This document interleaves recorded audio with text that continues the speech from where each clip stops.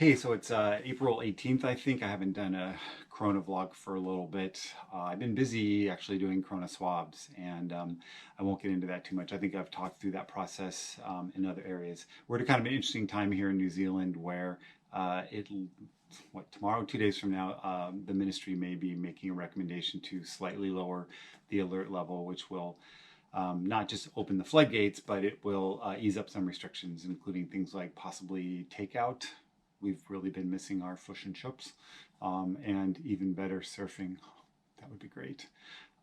It's been a long time since we've been able to get in the water, and there are a lot of really antsy surfers out there. So that would be nice. But it begs the question, and actually, Dog Walker Joe had asked me for my input on this whole weighing restrictions and economy and all the harms that are happening economically based on quarantines and lockdowns and that thing, versus doing the restrictions that we have in place, and how do you know which is the better choice?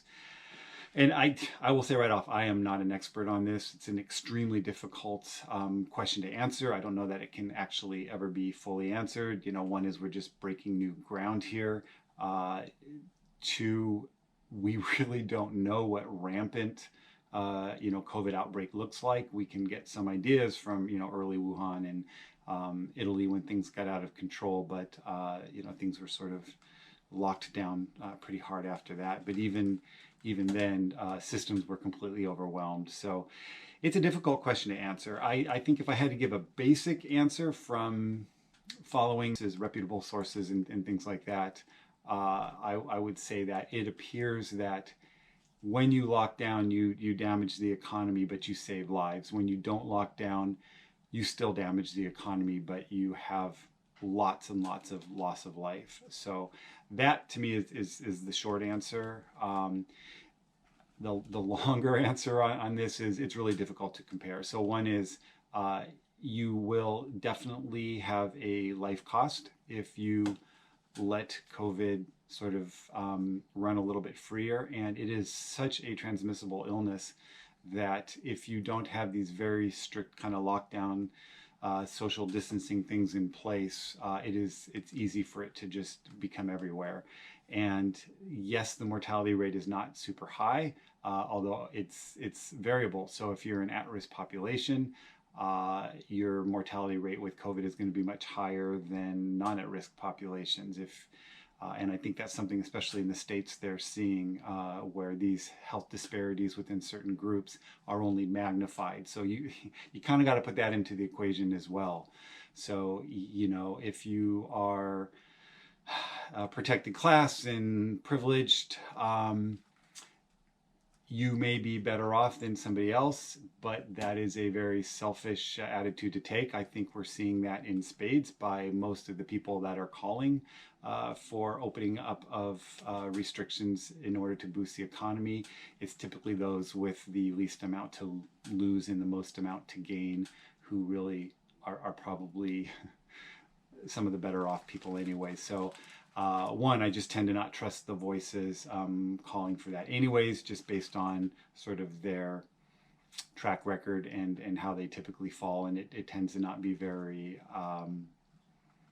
geared at anybody other than their own personal wealth and gain. So I think in any of these COVID questions, look at who's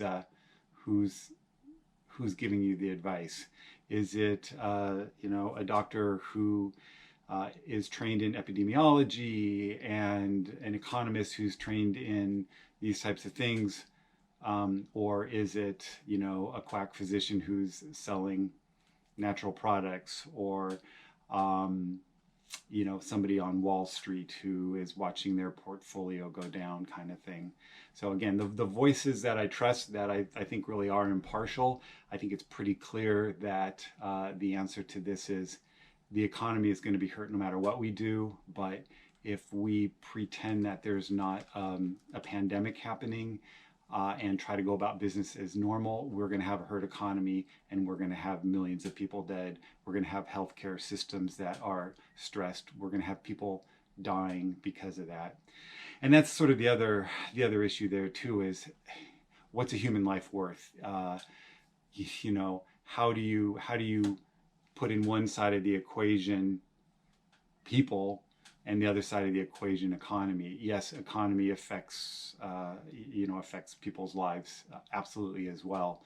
But how many people have to die to justify a certain economic gain? And I don't have the answer to these questions, obviously, but I think we know that it is super, super bad when this pandemic runs rampant. We've seen it in enough places to know that healthcare systems get completely overworked. Those of us in healthcare feel a real strong kind of protective nature of our colleagues who are on the front lines.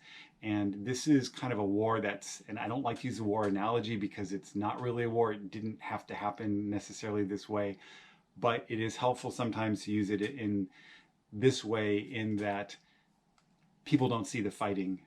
You'll occasionally get news stories out of an ICU or something like that, but in many ways, you may hear of deaths, and it's really hard to take in those numbers. There is no question that this is a deadly pandemic in the United States, and I don't know why certain places aren't taking it more seriously. The people that are really affected by this, the healthcare workers, unless you are just super in tune with that community and listening to their stories, which most of you aren't, you really have no idea the devastation, what's happening in the ICUs and in the wards and all the other places when this gets out of control. And I think it's hard to make any argument, economic, whatever, that doesn't have some attempts, if not full-on attempts of control over this virus, because once it gets out of control, it is completely overwhelming the healthcare systems. And you see that flatten the curve, and you see those little, dotted lines, and above this line is where the healthcare systems are overworked.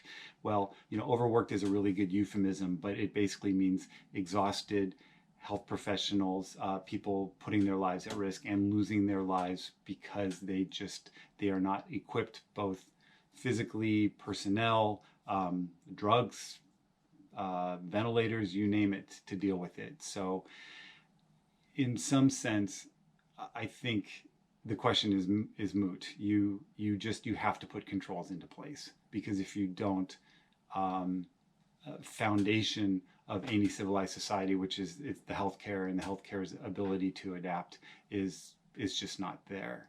So, and once things are out of control, they are out of control, and you can't sort of put that horse back in the barn. So I probably talked long enough here.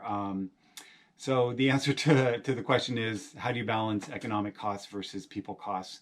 Again, I don't have a great answer for you. I don't know anybody does. It's uncharted territories, but I think you can't really make any other argument than, look, we try to save lives and maintain the healthcare system first, because we know not doing so will overwhelm everything, and that will have a huge economic cost as it is. And then you just try to, hopefully, you trust your government and you trust the things that are supposed to be in place to protect you when disasters and wars happen, to help put a country back together, put a community back together. So again, I don't know if I have any great answer there, but I think for many reasons, and from people far more experienced than I am who have explored this issue, you have to keep this pandemic under control, or not only will you still greatly hurt the economy and the infrastructure of whatever nation you're in, but you will also lose lives as well. So that's my non-answer on that question. Hope everybody's staying safe, and I'll keep putting together occasional updates here. So stay safe, everybody. Thanks for watching.